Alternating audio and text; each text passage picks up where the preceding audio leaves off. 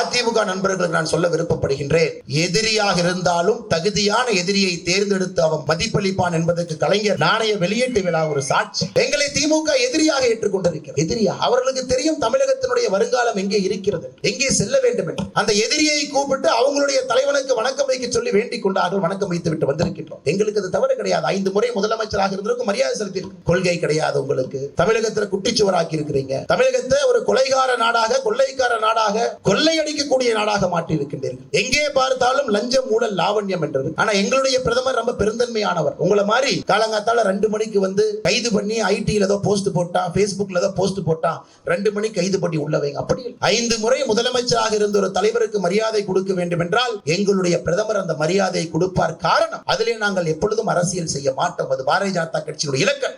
நாமும் அனைத்து இந்திய அண்ணா திராவிட முன்னேற்ற கழகம் கூட்டணியில் இல்லாத பொழுது 2017 கூட்டணியில் இல்லை.